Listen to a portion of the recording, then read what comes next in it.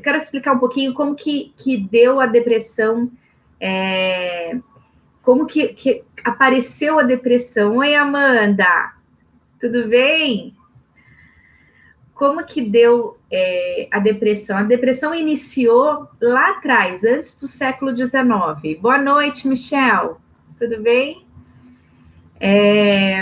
A depressão ela aparece antes do século XIX, e aí, nessa época, a depressão era bem parecida com...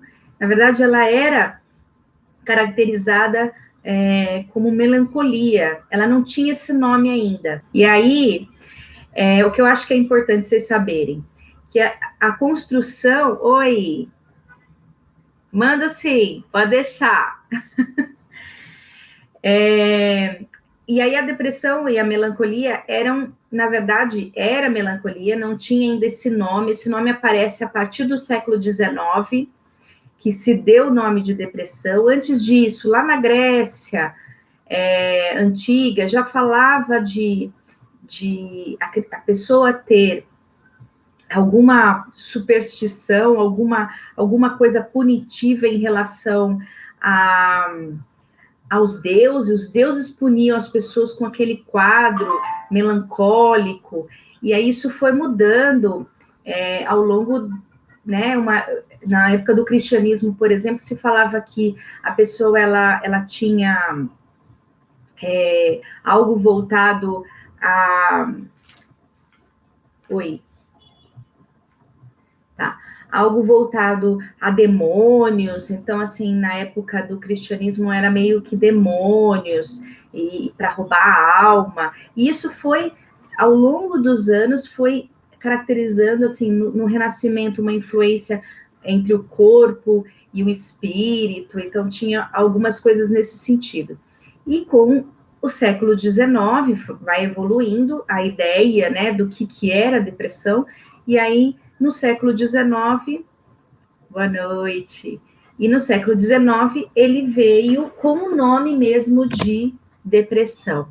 No século XX, aí constitui aí a classificação das doenças mentais. Então, aí começou a se classificar mesmo as doenças mentais no século XX, onde a gente hoje tem um livro que a gente responde a esse livro e olha um pouco nesse livro sobre as doenças mentais. Então, esse livro aparece como transtorno de depressão maior, transtorno bipolar, transtorno de ansiedade. Então, essas classificações aparecem no século XX, tá bom?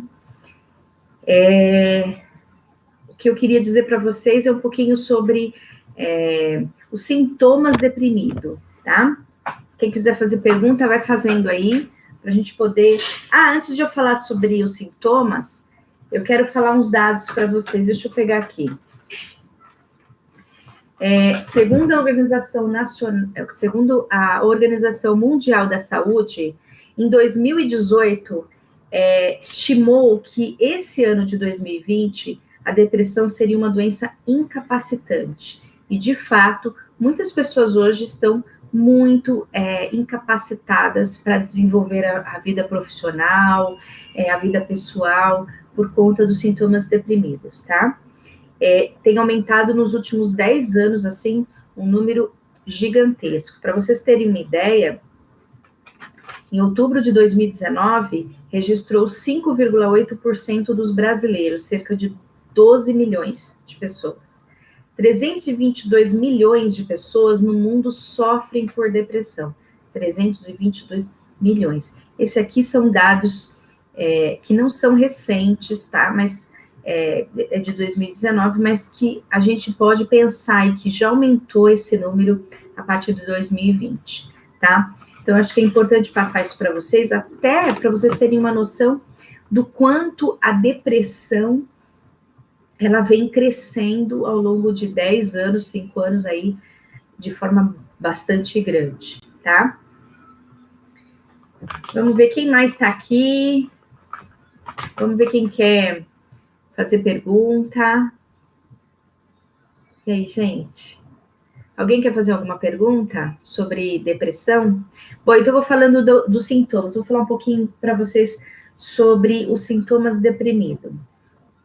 A depressão, ela é um humor alterado, persistente, de tristeza, de vazio, de irritabilidade, que compete, que acaba ocasionando algum dano fisiológico, então fica somatizado, e também cognitivo. O que é cognitivo? Pensamento. Então, os pensamentos se tornam mais negativos. Então, isso caracteriza aí um quadro deprimido. Principalmente cada vez mais jovens, antigamente era mais adultos e idosos, e o número crescente está realmente maior em jovens. E agora crianças também tem bastante números de crianças com depressão. Eu acho que, Gabriel, eu acho que os casos de depressão cada vez mais jovens é por conta de uma série de coisas. Eu acho que tem a ver com o estilo de vida atual, a vida atual dos jovens, das crianças, a forma como